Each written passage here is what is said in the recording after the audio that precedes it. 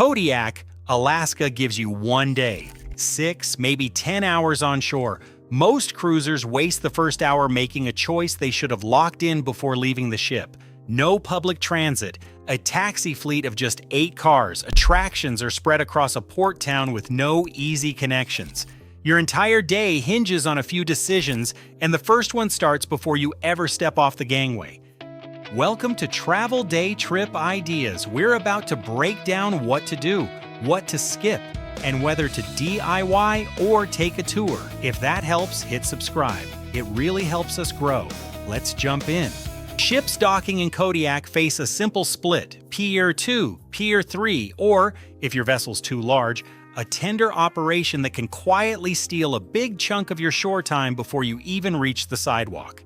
Pier II, known locally as Kelsey Dock, sits almost on top of the historic downtown. From the gangway, it is a flat, paved walk of about 1/10 of a mile, barely 2 minutes, to reach the main street, the visitor center, and the first cluster of shops and museums.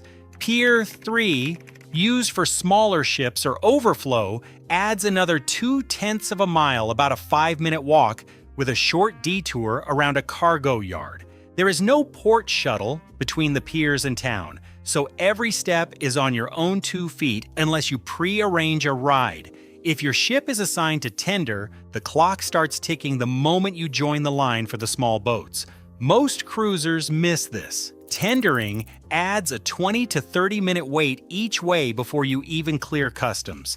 It is not just the ride itself, but the bottleneck of passengers waiting for their group to be called. On busy days, that is the difference between a relaxed morning stroll and a rushed museum visit. Here is the timing trap. There is no public transit at the dock, and the town's taxi fleet is just 8 cars. If you are hoping to grab a ride at the last minute, you could be waiting longer than you walked. For most, the default is to walk, so every extra minute at the dock or on the tender eats into your day. Authority tip: if you only do one thing before leaving the ship, check your docking assignment and plan your first hour accordingly. A 2-minute walk from Pier II sets you up for a smooth start. From Pier III or a tender, budget the extra time right up front. That is the first real fork in your Kodiak day. Decide early, and you will keep your options open for everything that follows. Stepping onto Kodiak's pier, the clock starts ticking. The first decision shapes the day: set out alone or join a local tour. Many hesitate, then lose time to crowded shuttles or missed rides, watching the hours slip away. For those who prefer to walk and keep costs down, the heart of downtown, museums, shops, and the working waterfront sits within easy reach, just a 10-minute stroll from the dock. But Kodiak's real signature lies a mile north at Fort Abercrombie State Historical Park. Open from 9 to 5 with free admission, the park blends wild coastline, moss-draped spruce, and relics of World War II.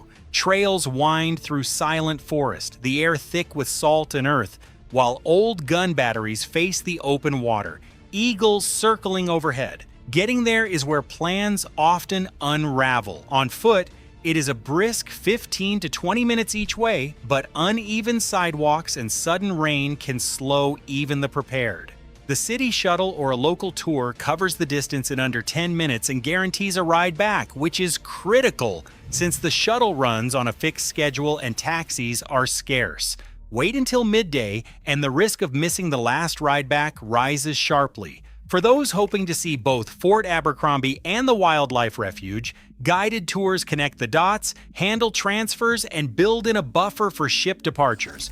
Local guides know the shortcuts and stories, often for less than cruise line rates. But for all, the must-do is clear: Fort Abercrombie. Miss the timing and the chance slips away with the tide.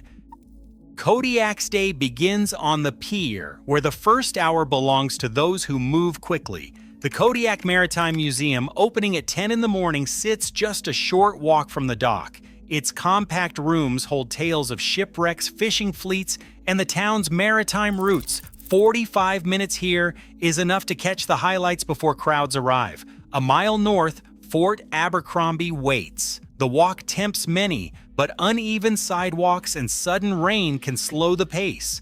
Local shuttles or small group vans reach the fort in 10 minutes and often cost less than cruise excursions, with drivers sharing stories along the way. At the fort, mossy trails wind past World War II bunkers, leading to sweeping Pacific views. Eagles ride the wind overhead and the scent of pine mingles with salt air. 1 hour covers the main loop and the Battery Overlook, the best spot for photos. Longer trails can wait for another visit.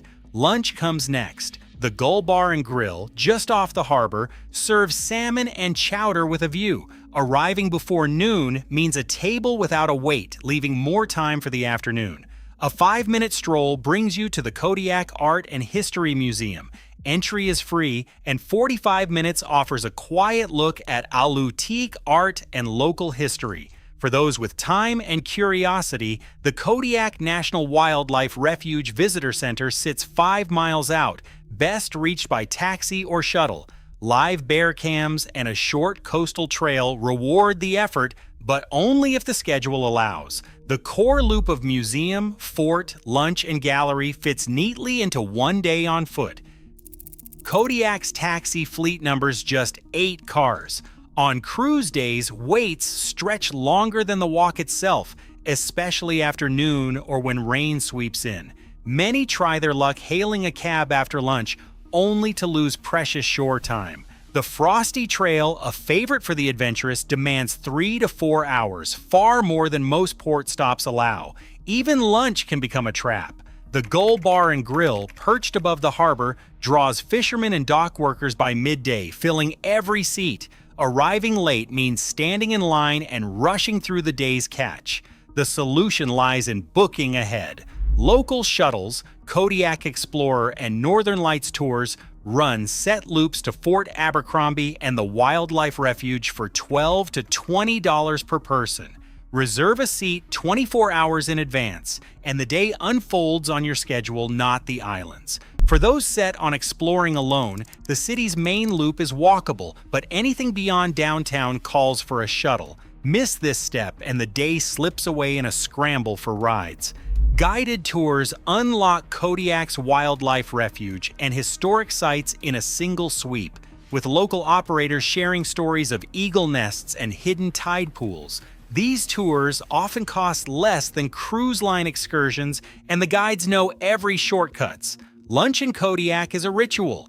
Early arrivals at the Gull Bar and Grill claim window seats and fresh halibut, while latecomers wait. Food carts on the boardwalk serve smoked salmon and chowder with a harbor view, but lines grow quickly. Reserve your midday transfer and lunch slot in advance. Timing is everything. Smart planning keeps the day smooth, whether chasing history or the perfect bowl of chowder.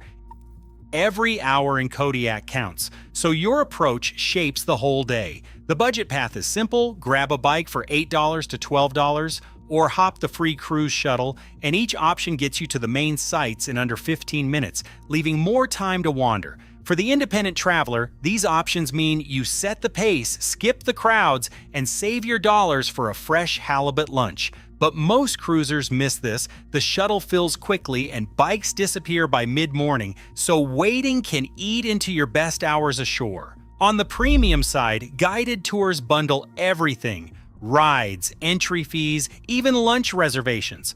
Local operators often charge less than cruise line excursions, and the real value is peace of mind. Tours guarantee a ride back, build in time buffers, and share stories you would never find on your own.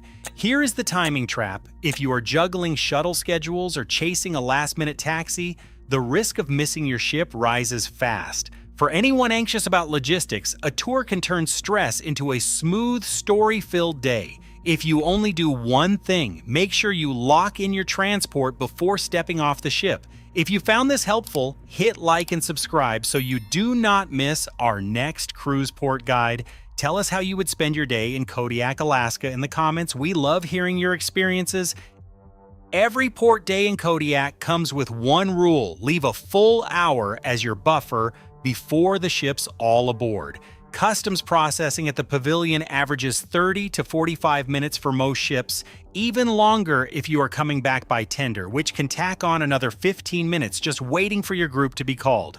Most cruisers miss this. The final bottleneck isn't the walk or the shuttle, but the line at customs right before the gangway. Here is the timing trap, thinking you can squeeze in one last stop only to find the queue stretching past the pavilion doors. The safest move is simple. Plan your day to be back at the pier 60 minutes before departure no matter what. That buffer absorbs late shuttles, surprise rain, or a slow-moving customs line. For anyone returning by tender, add those extra minutes up front. This single habit keeps your day relaxed and your return stress-free, no matter how busy the port gets. In Kodiak, every hour counts, and most cruisers miss this by hesitating at the dock. Here is the timing trap. Choices made in the first 30 minutes shape your whole day. If you only do one thing, pick your plan before stepping off. If you found this helpful, hit like and subscribe so you do not miss our next cruise port guide. Tell us how you would spend your day in Kodiak, Alaska in the comments. We love hearing your experiences. Thanks for watching. If you want a little help making the day smoother, we've linked our recommended local tours in the description below. And the next cruise port guide is on screen. Click that and let's plan your next stop.